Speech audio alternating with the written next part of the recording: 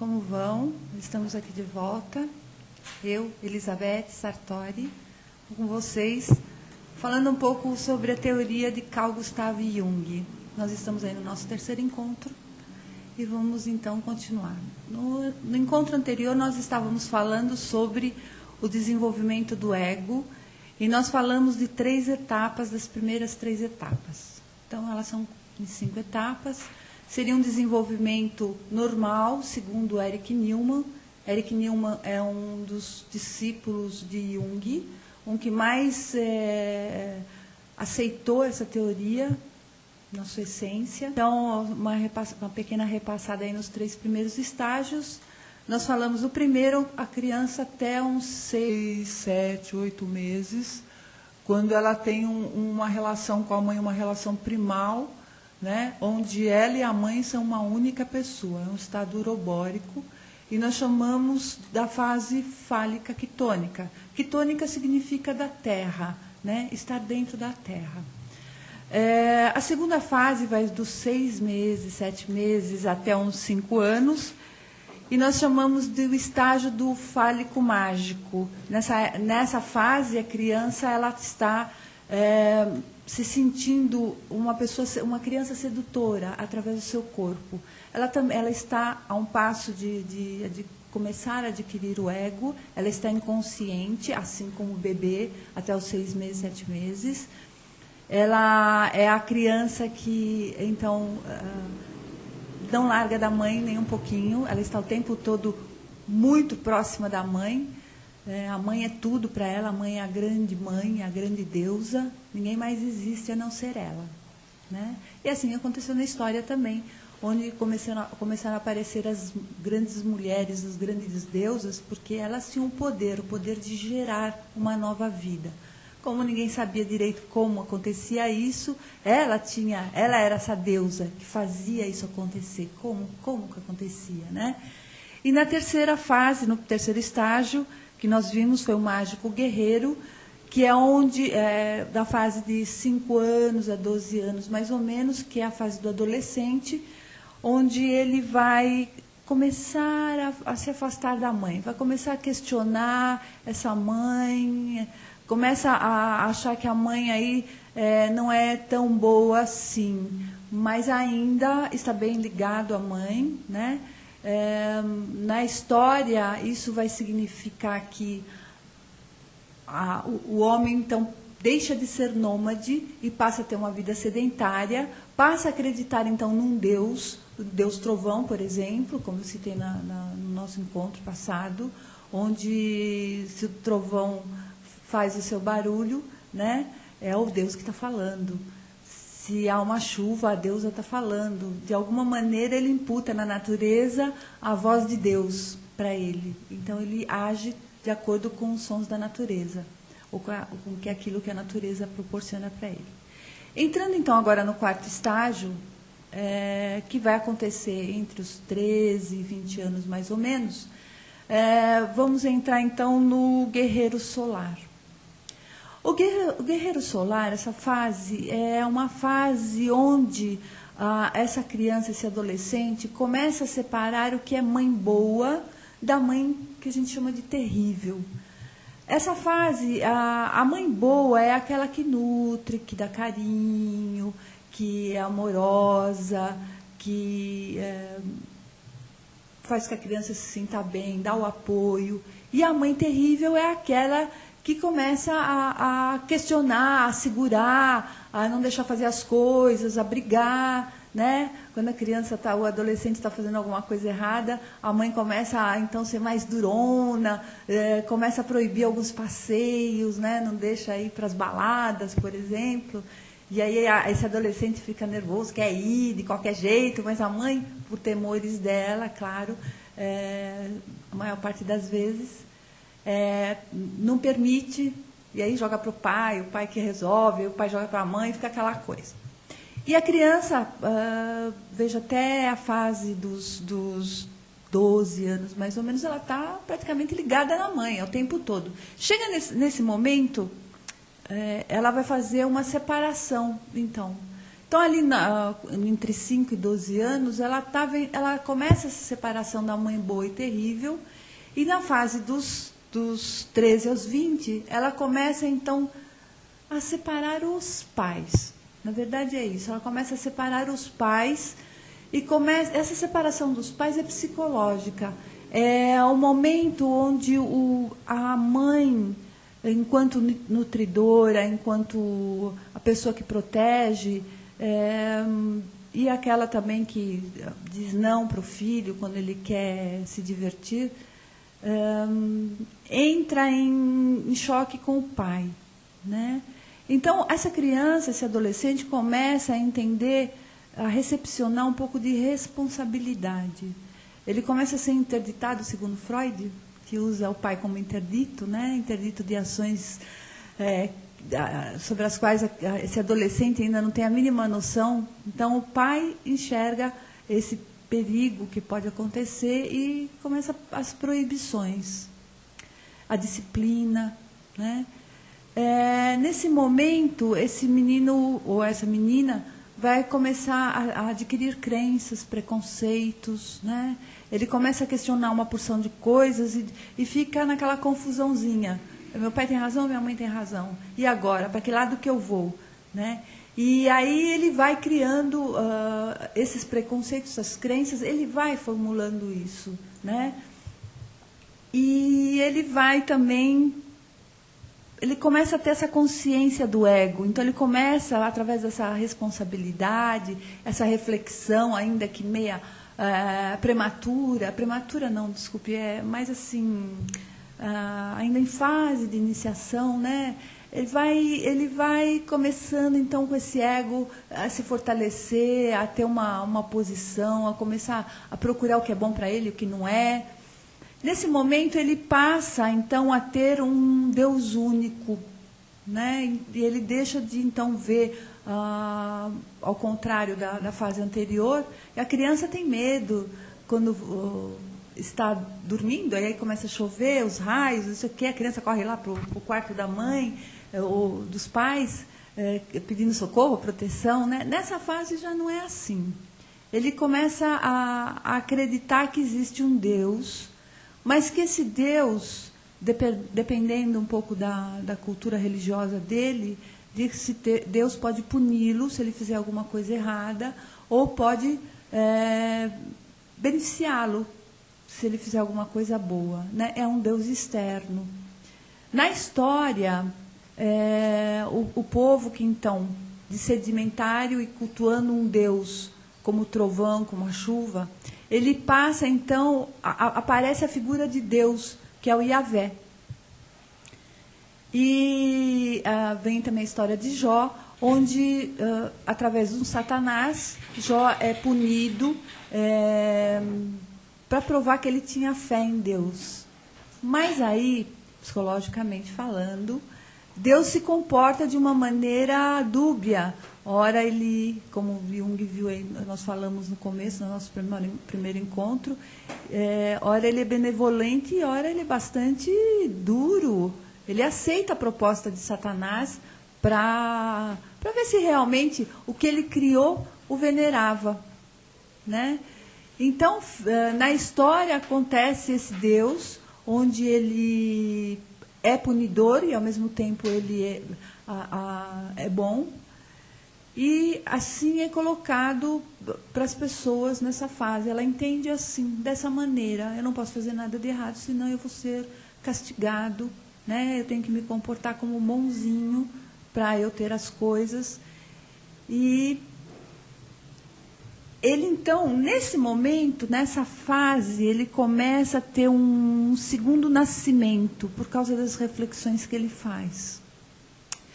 E também entra num processo chamado automorfismo. Automorfismo é o sentido de desenvolver. É nesse momento que essa criança, esse adolescente, tem a necessidade de se desenvolver para a vida.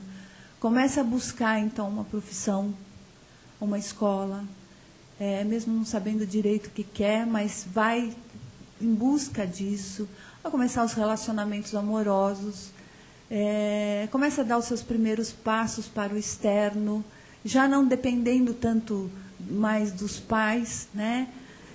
E só que assim, se por acaso ele tiver uma relação doentia com a mãe, se ele formar, então, nessas primeiras fases, uma relação de participação mística, como tem também na teoria de Jung, essa participação mística é que essa criança vive em função do outro.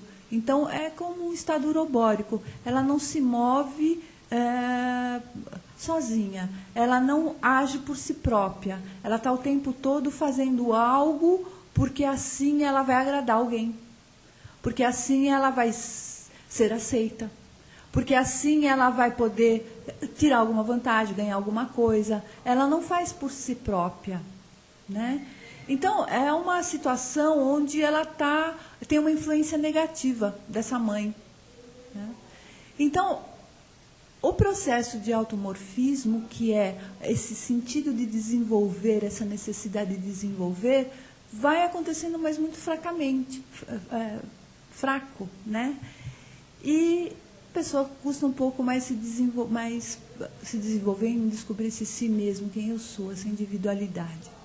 O automorfismo, ele na sua caminhada, nesse processo, isso numa situação normal, onde não há empecilhos, não há nada que prejudique, ele vai, claro, chegar no quinto estágio, que é o estágio onde chama-se de solar racional, onde esse ser, após os 21 anos, e a gente fala em emancipação aos 21 anos, né? Muito assim, sintomático, né? Muito parecido. E aos 21 anos, então, esse indivíduo passa para o estágio de solar racional. E ele vai entender, então, que esse Deus, ele não é mais um Deus externo, é um Deus interno. É um Deus que está agindo dentro dele e que ele, então, pode, sim, saber qual é a sua função aqui na Terra, que ele sabe fazer, usar disso para o seu próprio benefício e para o benefício de outras pessoas, respeitando as outras pessoas, respeitando a si mesma, sabendo que, conseguindo distinguir, então, o que é uma participação mística, e se ele faz parte, e aí é claro que ele tem uma reflexão maior, um entendimento melhor de si, ele não vai participar disso, né? Ele não vai aceitar, ele pode até num primeiro momento até perceber isso, mas logo em seguida ele entende e sai desse ciclo onde ele não funciona por si próprio, ele funciona por causa de outro. Então, no quinto estágio, ele é um indivíduo que age de acordo com as suas tendências, que age de acordo com aquilo que ele tem como certo, né? Que age de acordo com aquilo que ele conseguiu adquirir na sua vida, e não mais com preconceitos, crenças ou infantilismos, ou dependendo única e exclusivamente do que a mãe lhe colocou. É claro que na teoria, isso aqui é muito assim, teórico e muito bonito, né? Quem dera todo mundo, do momento que nasce até os 21 anos, pronto, virou um adulto, virou um indivíduo. Ele pode ser adulto, mas indivíduo e maturidade é outra conversa. E às vezes muitas pessoas passam, e se vocês observarem aí no seu dia a dia, e principalmente dos nossos clientes, quando eles nos veem, né, estão conosco, nós percebemos os estágios. Em cada situação, ele está num estágio. É claro, tem mais um que é mais acentuado. Então, você vê nitidamente a infantilidade, o estado urobórico, é aquele da serpente que eu falei. Você vê o quanto ele ainda vive num mundo mágico, onde o narcisismo, que faz parte, então, da segunda fase, está bem forte, né?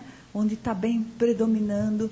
Você vê, então, uma pessoa que está mais decidida. Você percebe também a pessoa dependente da mãe, ou então com um pai muito forte, né? E ele querendo buscar esse equilíbrio, não sabendo bem se ele atende a mãe ou se ele atende o pai. Você vê esse momento que é o guerreiro solar. Então, a partir do momento que você, como psicanalista, começa a perceber isso, você consegue até fazer uma imagem de como você vai trabalhar a psique dessa pessoa. Então, vamos dizer assim que ela tem uma tendência muito grande, ou ela é bastante nítida num mágico guerreiro, né? Que ela está aí nessa... na luta entre mãe boa e mãe terrível. Ele vai ter que esgotar isso. Olha, funciona assim. Vocês vão ver nas literaturas de Jung e de seus discípulos, daqueles que seguiram Jung, uma expressão que é vaso, né? Em muitas, ou pote, mas a maioria das literaturas trazem a expressão vaso. O que significa isso? Quando a pessoa nasce, então, enquanto é bebê, enquanto está passando pelos estágios, ela é um vaso. Imaginem um vaso. Então, ela vai recebendo... um vaso vai recebendo a água, depois as flores, algumas plantinhas a mais para decorar, até que fica bonito. Não é? É a mesma coisa a criança. Então, ela é um vaso onde ela vai recebendo da mãe, em primeiro lugar, algumas informações.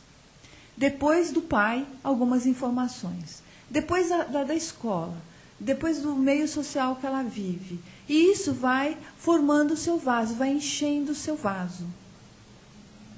Só que o que acontece? Chega uma hora que esse vaso está tão cheio de sentimentos que não condizem com a sua personalidade, que essas flores murcham, né?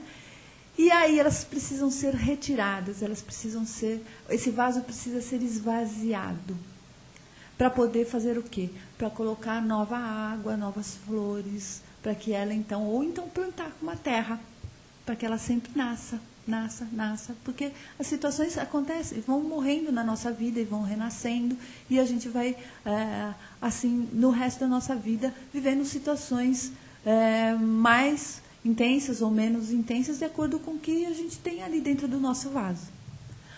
Na terapia, além da gente estar vendo, então, em que momento, em que estágio está esse vaso, ele está cheio de água. Então, nós temos que colocar as flores dentro do vaso, temos que colocar as plantas. Significa que a gente vai ter que trabalhar esses afetos, essas emoções, para que ele, então, receba, que ele encha, que esse vaso encha, né?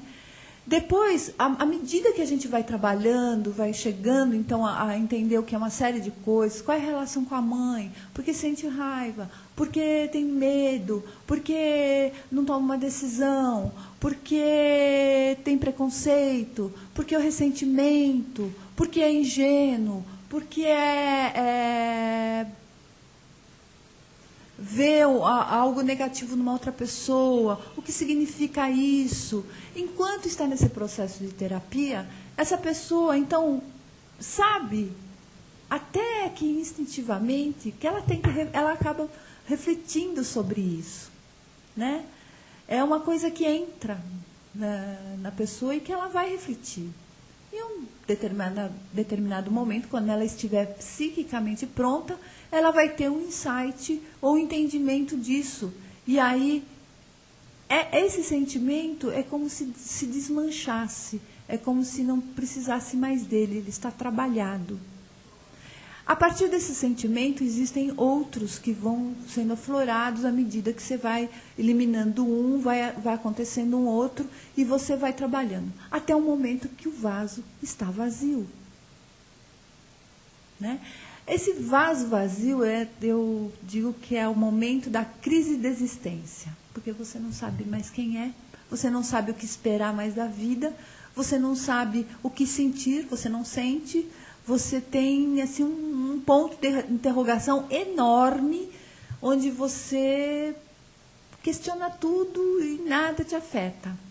Nesse momento é que começam, então, o trabalho ao contrário. É o momento de você levá-lo a outros questionamentos, onde ele começa, então, a entender o que é o amor, né? O que é bondade, o que é compreensão, quem é ele, né?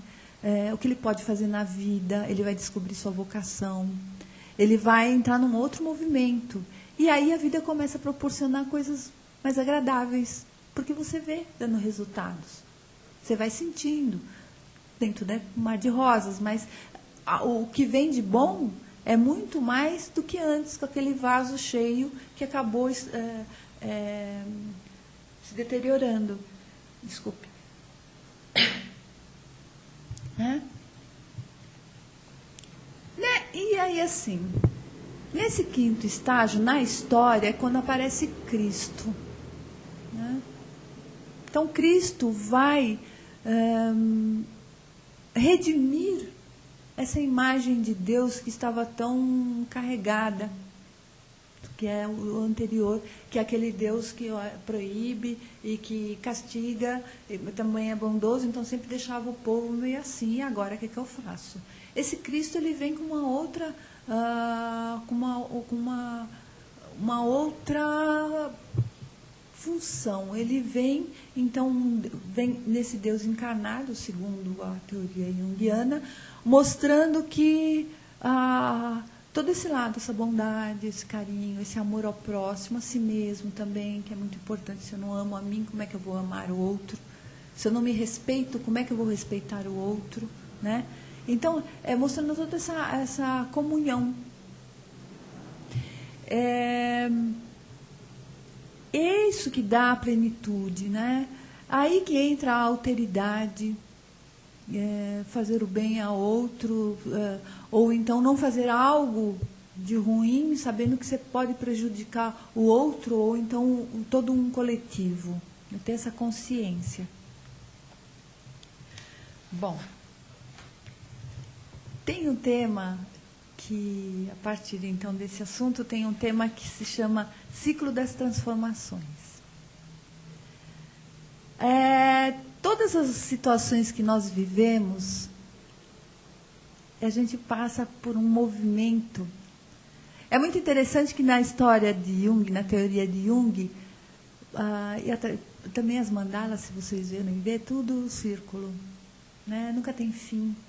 Aí já não estamos falando de Uroboros, é bem diferente. Mas, nesse caso, tudo é em círculo porque não tem começo nem tem fim. É aquela filosofia romântica que ele coloca. Né? Bom, então, no ciclo das transformações, ela tem algumas fases que a primeira nós vamos chamar de inflação. O que é a inflação para um ser humano? É quando ele está possuído por Deus, vamos colocar assim. Ele se sente um Deus. Ele pode tudo. Ele está tão up que ele pode fazer qualquer coisa. Né? Ele se sente poderoso. Ele se sente mais. A tal ponto de perder as medidas. Né? De fazer coisas que acabam até estão sendo próprias. E por ele estar assim, e por ele estar nesse movimento tão inflado, com esse Deus, se sentindo um Deus, ele pode fazer, como ele faz qualquer coisa, ele pode cometer um ato heróico, que a gente chama de ato heróico na linha junguiana. Esse ato heróico é igual tomar uma atitude que não importa o que seja. Ele pode. Qualquer coisa. Então, ele vai e faz algo assim, ao extremo. Puxa vida. Só que não era bem isso. Né? por ele estar tão tomado, ele faz algo que não deveria fazer. Porque ele não pensa, ele faz, ele acha que pode. Então, ele, por aquele ato heróico, ele é rejeitado. E aí, não entende, se sente assim... aquelas expectativas todas que ele tinha em relação àquele assunto, àquela atitude, foram todas por água abaixo. E aí ele é uma caca, né? Imagina, por que me rejeitaram? Não deveria ter acontecido isso. E, devido a isso, ele vai se sentir extremamente humilhado quando ele percebe essa rejeição, quando ele percebe, então, que ele fez caca. E nessa humilhação, ele vai, então, se sentir um nada, um ser desprezível. Assim, ele vai entrar, o ego vai lá, é como se alguém pegasse o ego e espremesse, falando, isso não existe mais. Cortasse tudo, né? Desmigalhasse. E aí a pessoa passa por uma fase bastante delicada, onde pode entrar numa depressão, às vezes uma depressão leve, outras mais pesadas, né, mais duradouras, porque ele é uma pessoa que vai se sentir assim totalmente rejeitada, uma pessoa que não vai se valorizar, nunca mais eu faço isso, ou então vai estar imputando no outro a responsabilidade, mas no fundo sabe que foi sua responsabilidade, né? E fica naquele jogo de será que sou eu, foi a pessoa, e fica uma confusão danada, e aí sentindo a última das pessoas. Até que durante esse movimento da humilhação, ele pensa sobre isso, ele fica nessa confusão, se é o outro, se sou eu, ele começa então a entrar num processo de aceitação, né? Essa aceitação está em desejar para outra pessoa ou para aquelas outras pessoas onde ele fez essa loucura, que elas estejam bem, que, puxa, eu realmente errei, né? A partir desse momento, então, ele vai de novo para a inflação, mas vai de uma forma mais tranquila, uma forma mais experiente. Lembra que nós falamos de experiência no nosso encontro passado? Então, porque ele adquiriu essa experiência interior e ele sabe que não adianta, nessa situação, partir para uma atitude desse tipo. Só que o que acontece? No ciclo de transformações, nós vivemos esse ciclo diariamente, a todo instante. Tem situações onde nos leva a um ciclo onde, com uma potência maior, onde aquela coisa toda tira realmente do que normalmente você é, e tem aquelas situações menores, que é mais corriqueiras, que você, puxa, a vida não foi legal, se sentiu um pouquinho mal, logo aceita e resolve.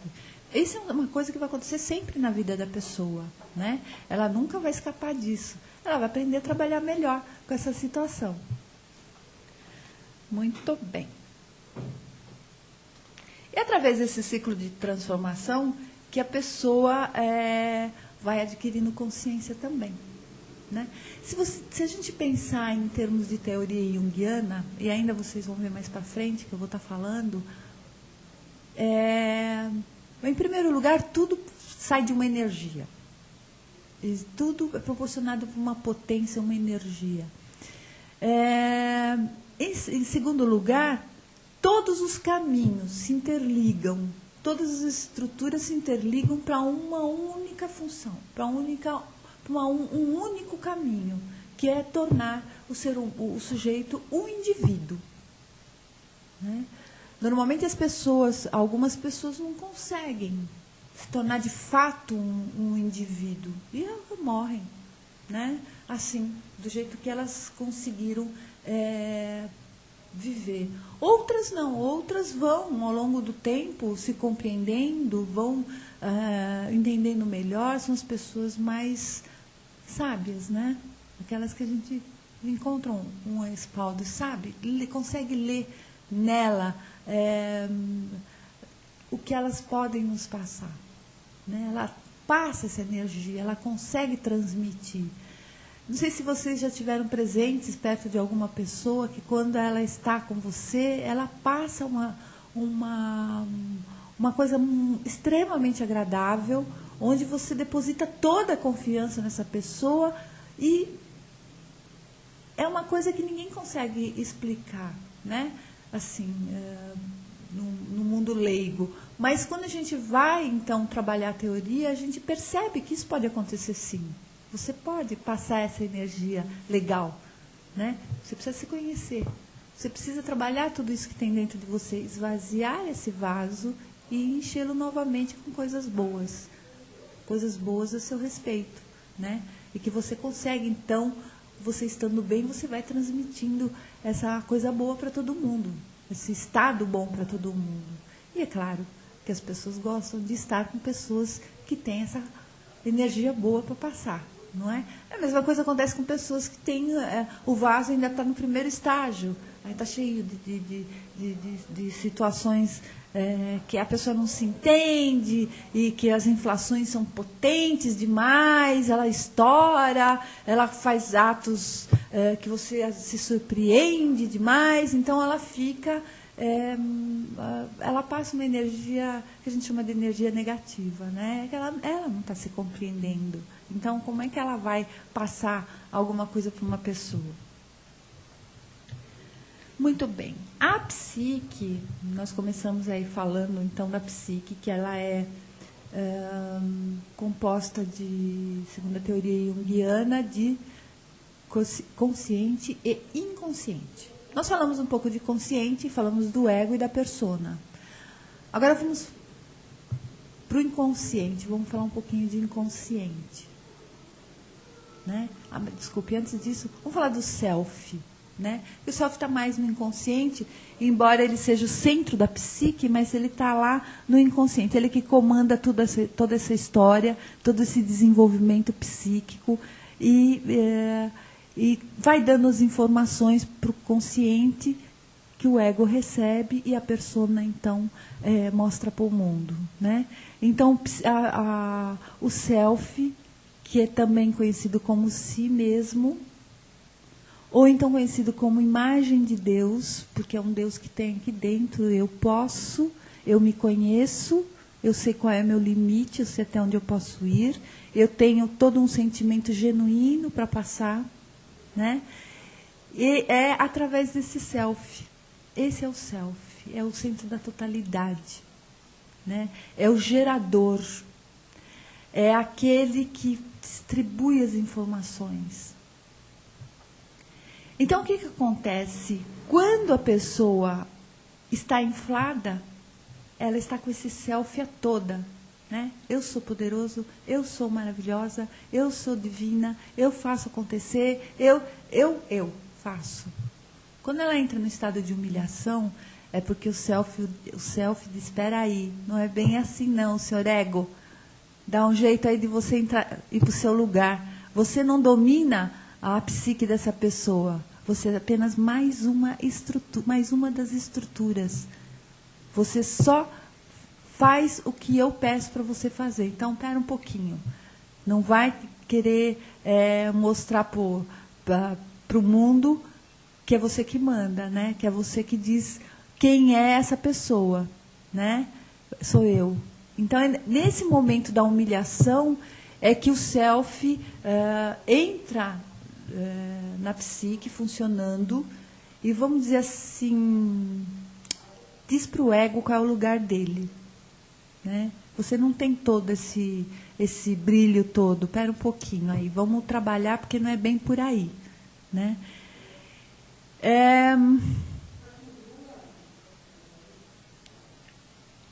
Assim, eu chamo o self aí, pessoal, né? Eu vejo o self como uma fonte de água. A água é vida, né? Ele vai brotando, vai brotando. Isso permanece pelo resto da vida. Ele sempre tem muita coisa para passar. O self, ele traz toda a informação que a gente tem conhecimento através da consciência e que a gente nunca vai ter conhecimento também, que está lá dentro do inconsciente e que não é necessário que a gente saiba de tudo. Né? Durante essas 5 fases do desenvolvimento do ego, o ego está fragmentado, né? Ele não está completo. Segundo Newman, uma fase ideal, uma situação ideal seria chegar aos 21 anos, então, entrando no solar racional, que é quando você está realmente um indivíduo. Bem, mas não é assim que acontece na nossa vida, no dia a dia. Muitas pessoas chegam aí aos 40, 50 anos, 60 anos, e ainda estão vivendo um mundo de mágica, achando que o trovão é que fala ainda, né? Ou então estão achando que Deus pune, né? Então, bom, e esse movimento,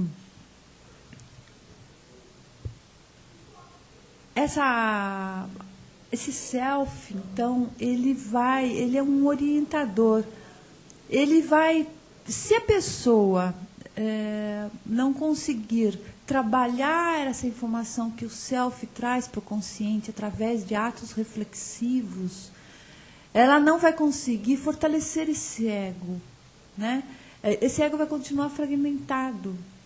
E numa terapia, o que a gente busca, então, é solidificar esse ego, fazer com que ele entenda que quem então dá as diretrizes é o self, e que ele é um auxiliador ali para fazer essa informação do self ir para o mundo externo, né? Bom, e nos tempos antigos, né, os gregos os povos já sentiam já davam um nome para esse self de uma maneira, do modo deles entenderem. Eles colocavam esse self como, por exemplo, os gregos como daimon. Daimon, desculpa. No Egito era alma-ba, né? Os romanos chamavam de gênio. Os povos primitivos imputavam essa sabedoria nos espíritos dos animais. Conforme um animal se portava, era esse self falando, essa coisa divina, né? E tem muita gente que olha para os animais e parece que entende isso, né? Reconhece essa alma do animal falando, sabe que não está bem, porque o animal, de alguma maneira, se portou de uma forma diferente. É essa coisa primitiva, instintiva, básica. Não é? Não acontece assim às vezes? Bom,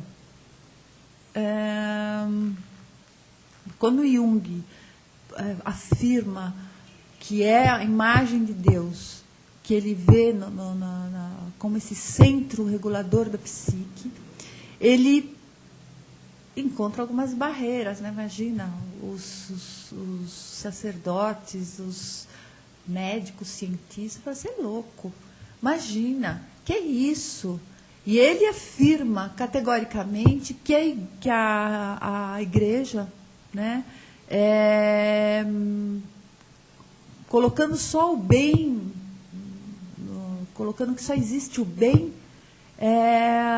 alienou o homem, que o homem não pode ser unilateral, que ele não pode ter atitudes unilaterais, porque aí ele não é ele, né? Porque o homem, o indivíduo é composto de bem e mal. Não existe as pessoas somente boas. Elas têm lá o seu quezinho de algum sentimento mais, que a gente pode chamar de menos valor, né? Então, Jung afirma categoricamente isso e não aceita, de hipótese alguma.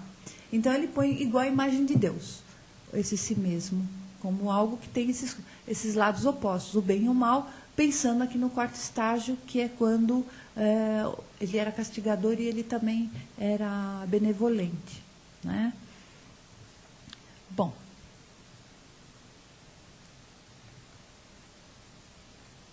Ok. Assim como outros,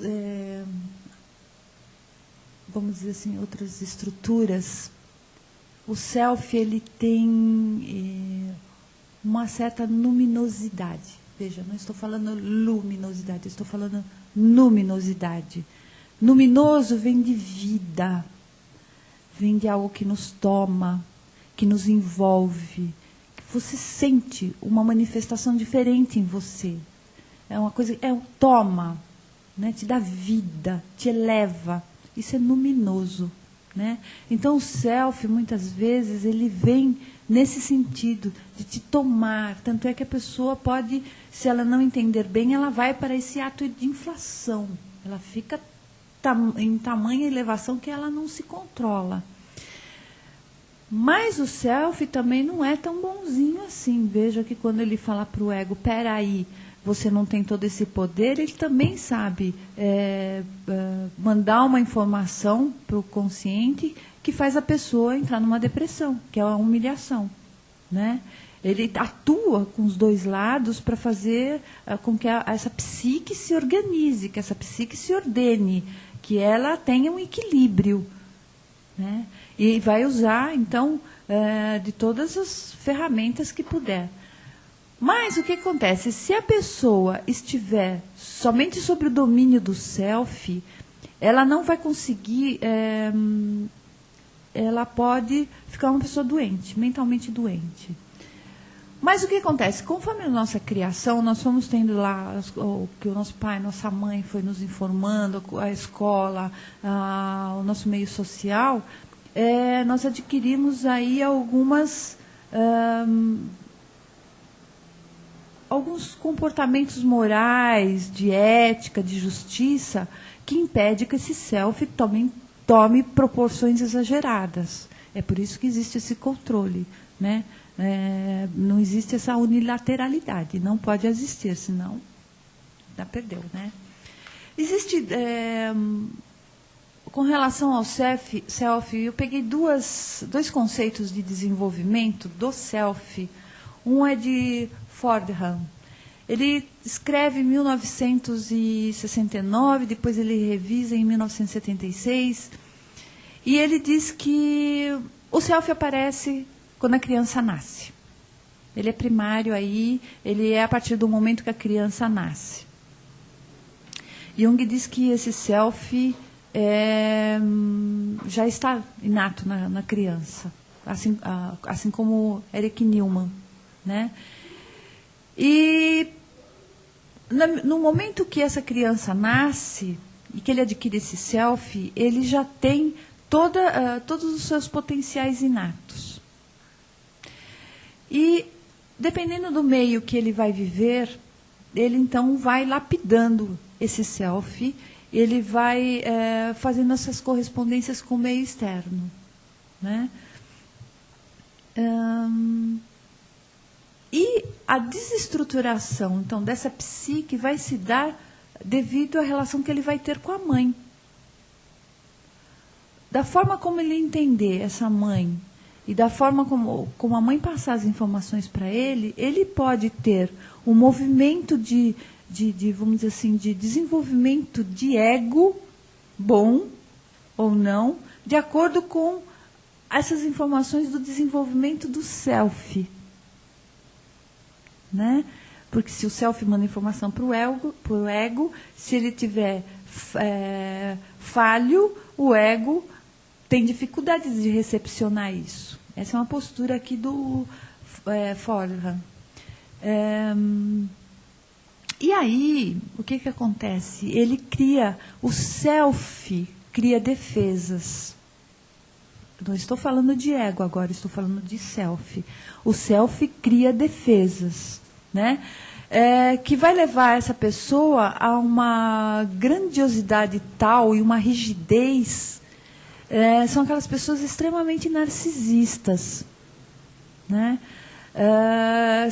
Essa pessoa também pode entrar num autismo, ou então ela pode achar que sempre o outro está possuindo algo que ela tem. Né? Porque ela nunca vai encontrar satisfação nas coisas que ela faz. Isso tudo por causa dessa relação mãe-filho que vai se construindo no início. Essa é uma ideia de Fordman. A ideia de Newman, e Newman escreve em 1959, 1960, depois revisa em 73, ele fala que a mãe é a portadora do self.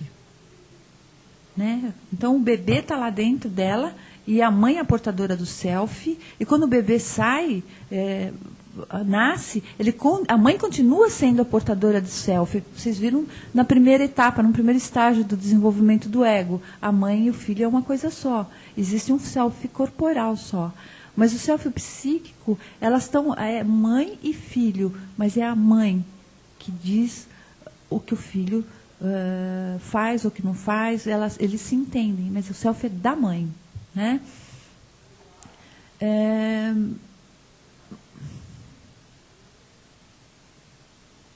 Porque ele não tem consciência. Como que ele vai projetar alguma coisa? Como que ele vai ver o mundo? Né? É através da mãe que ele vê o mundo, é através do self da mãe, é através do ego da mãe, é através da mãe que ele vê. Ele não vê por si, ele não tem consciência. Ele é inteiro inconsciente. Né? Ele não tem todo o aparelhozinho funcionando. Então, as primeiras concepções, as primeiras ideias, aí, as primeiras sensações desse bebê é através das percepções dessa mãe. Não tem outro jeito. Né? Conforme ele vai se separando da mãe, que ele vai, então, desenvolvendo esse self, que ele vai adquirindo esse self, ele vai desenvolvendo também o seu ego, porque ele começa, então, a receber esse fluxo de água, né, dessa fonte, e então ele vai crescendo nesse ego. E depois esse ego precisa ser trabalhado direitinho para que ele também aí ele não tenha um narcisismo do ponto de vista egóico, né? Ok? E essa diferença entre um e o outro, né? Entre Fordman e Newman. Então, um conceitua que o bebê só vai ter self logo após o nascimento, e o outro diz que não. O Newman diz que não. Ele nasce sem o self e ele vai assim até começar, então, o desenvolvimento do ego.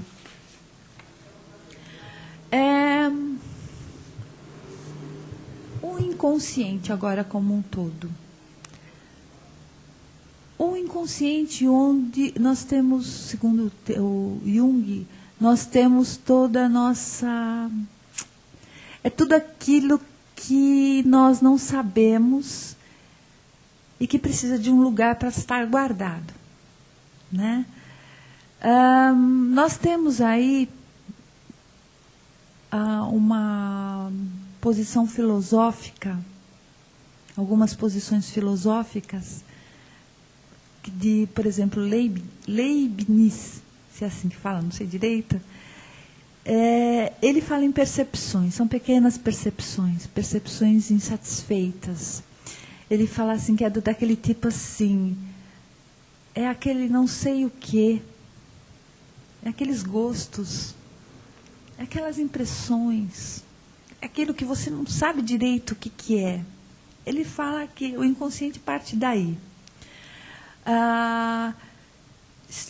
Schelling, ele diz que são as inteligências, as potências. Ele diz que é uma raiz invisível. Né? Eles estão fazendo uma metáfora, porque não conseguem, assim, segundo pouco que eu vi, não conseguem fazer uma definição mais tão teórica que a gente não entende, e às vezes precisa estar com muita atenção para entender. Então, eles fazem de uma forma metafórica. E Schopenhauer, ele fala numa vontade irracional. Ele fala que está fora desse tempo, desse espaço, que é uma coisa que acontece, que não sabe de onde veio, mas que vem dessa vontade irracional, é atemporal,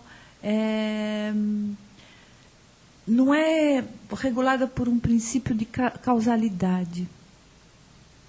Bom. E depois disso, então, são conceitos filosóficos, os médicos da época, Charcot, Janet e outros, não entendem assim o inconsciente. Eles entendem como como automatismo, como um sonambulismo, como histeria, né? Charcot vai falar em histeria, Janete também. Então, eles entendem o inconsciente como uma manifestação disso. E Freud, então, coloca que, como eu já disse no nosso primeiro encontro, que lá é um local onde a consciência guarda informações que não precisa, né? E que quando precisar, por alguma razão, ela vai vir. Ou fazendo um trabalho psicanalítico, ou um trabalho, seja qual for, essa informação vem no momento que tem que vir. Para Jung, não é bem assim. Para Jung, ele aceita essa formulação de Freud para o inconsciente pessoal, né? Porque Jung divide esse inconsciente em 2 planos. Um é o inconsciente pessoal e o outro é o inconsciente coletivo. No inconsciente pessoal, ele considera assim que muitas das coisas que eu rejeito, que eu não posso acessar nesse momento, mas que de alguma forma elas estão ali, vão para esse inconsciente pessoal e lá ficam. E outro é o inconsciente coletivo. Nesse inconsciente coletivo é tudo aquilo que nos cerca, né? É tudo aquilo que nos envolve, é hereditário. Ele vem de milhões de anos atrás, com todos os conceitos. No inconsciente pessoal, e tanto no inconsciente pessoal quanto no coletivo, nós vamos falar de energias novamente, energias que vêm, que tomam, que te levam, né? No inconsciente pessoal, que é algo mais assim, que a consciência de alguma forma rejeitou, o que não quer ver, o que não precisa agora, fica lá. É de lá, então, que vem o que nós chamamos de complexos. Vocês já ouviram falar, ele tem complexo de superioridade, ele tem complexo de inferioridade, é o Salvador, esse é um Cristo, bom, e assim vai. Tem vários complexos. Inclusive Freud também, né? Ele fala do complexo de Édipo. Ele parte daí desse conceito também de complexos, que são aqueles elementos que estão no inconsciente pessoal. Esses complexos são manifestações que elas podem acontecer a qualquer momento, e elas podem dar um tempo e ficar 2 dias, 10 dias, 15 dias, 1 ano, 1 hora, né? O que é o complexo, então? Tem uma energia muito forte, que está guardada no inconsciente pessoal e que pode vir à tona a qualquer momento. E como que ela vem? Né? Vocês já viram uma pessoa numa situação, parece que está tudo calmo, tudo tranquilo, e alguém fala uma palavra apenas, e essa pessoa, pronto, explode. Entra num movimento de raiva, ou de indignação, ou de desprazer, e mostra, assim, ela não consegue se controlar, ela simplesmente mostra, e nem entende por que está fazendo tudo isso. É incontrolável. Esse complexo, quando vem à tona, o ego perde totalmente a sua noção. Ele não tem mais essa força. É como a inflação, lá nos ciclos das transformações, né? Toma de tal forma que esse indivíduo pode até matar uma pessoa nesse momento, né? Pode quebrar alguma coisa, pode sofrer um acidente, tamanha carga emocional que vem, né? Mas, se essa pessoa entender esse complexo, se perceber nele, ela vai perceber que ela pode tirar muito proveito disso. Cabe ao analista mostrar isso para o seu cliente, que ele está dentro de um complexo. Veja, às vezes a pessoa pode ser esse momento crucial, esse momento onde você está lá numa conversa e a pessoa explode. Então ela explodiu. Aí ela passa dias nervosa, irritada, tensa. Ela continua dentro do complexo, né? Ela continua ainda com esse complexo constelado. Nós chamamos de um complexo constelado quando ele está ativo. Então, ela vai manifestando isso no decorrer, até esgotar. O analista vai perceber isso, porque ela vai estar falando em sua análise o que está incomodando. E nesse momento o analista percebe e faz uma elaboração junto com o seu cliente, para que ele entenda. E em se tratando de entender esse complexo dessa proporção, esse cliente, essa pessoa, pode esvaziar mais um pouquinho esse vaso que estava cheio, né? E dependendo do complexo, pode demorar muito tempo para ele entender, porque um complexo nunca vem sozinho. Nós estamos rodeados deles, né? Então, eu posso ter um complexo materno linkado com um processo paterno, linkado com um complexo de puera eternos. Puera eternos é a criança, a eterna criança, é aquele infantil, né? Eu posso ter um link entre os três. E que não adianta eu resolver só um, porque os outros dois estão ativos. E aí, eu não resolvi ainda, né? A qualquer momento, o infantil vai aparecer aí. Então, à medida que esse complexo vai sendo resolvido, vai resolvendo o outro, está esvaziando o vaso, né? Mas o Freud, ele tira dessa ideia o complexo de Édipo, que ele usa na sua teoria, né? Claro que a visão do Freud e de Jung no complexo de Édipo é diferente. Eles têm concepções diferentes sobre o assunto.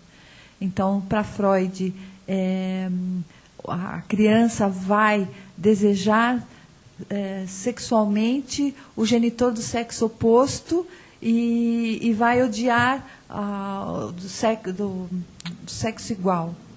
Para Jung, ele vê de uma outra maneira. Ele vê aí o complexo de Édipo, o mito Édipo, né?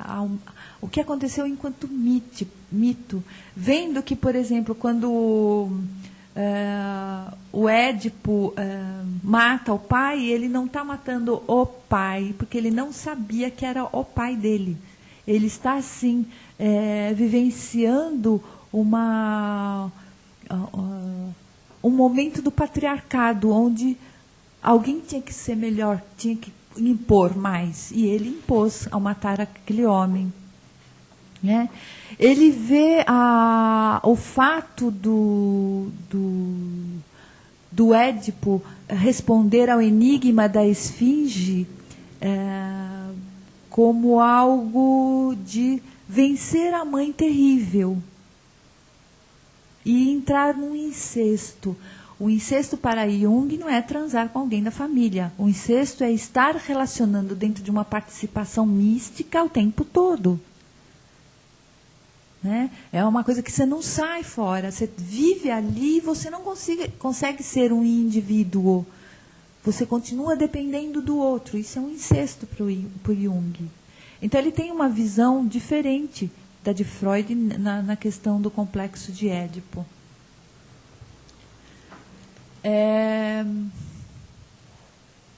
Então, você vai ver aí, por exemplo, os complexos de Salvador, por exemplo. Quem é que tem um complexo de Salvador, que a gente pode dizer? É aquele que quer salvar todo mundo. Aquele que, se ele não estiver ali fazendo alguma coisa, ninguém se salva. Só ele tem condição de salvar. Mas o que acontece com esse ser humano?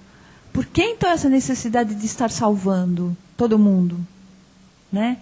É que de alguma forma lá ele sentiu ele teve um sentimento de abandono. Então ele precisa estar o tempo todo salvando alguém, né? Isso cria assim, ele pode ser extremamente bom, estar pronto para qualquer coisa. Mas se a gente for ver em contraposição, por causa desse abandono, ele pode ser extremamente cruel e está guardando esse lado escuro, né? essa sombra. Ele pode ser uma pessoa indiferente às outras pessoas ou a si mesmo, né? Enquanto ele ajuda o outro, ele se esquece, porque ele sempre foi abandonado. Ok? Bom, tem também o complexo de Cristo, que faz uma contraposição ao Salvador. Essa pessoa é aquela pessoa que está sempre possuída pelo um ego, achando que ele é o todo-poderoso, que ele pode tudo, né? Ele pode salvar, ele pode fazer, ele pode acontecer, ele pode fazer tudo. Então, são pessoas que assim, têm de inferioridade, superioridade também, e assim vai. Vocês podem pesquisar que vocês vão encontrar um monte deles, um monte. E a gente vive isso no nosso dia a dia, né?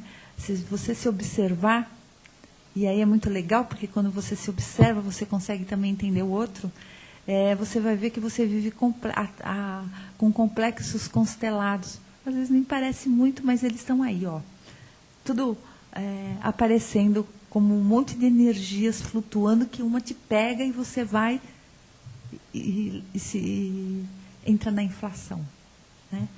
Bom, terminamos por aqui. No nosso próximo encontro, nós falaremos então do inconsciente coletivo e dos arquétipos.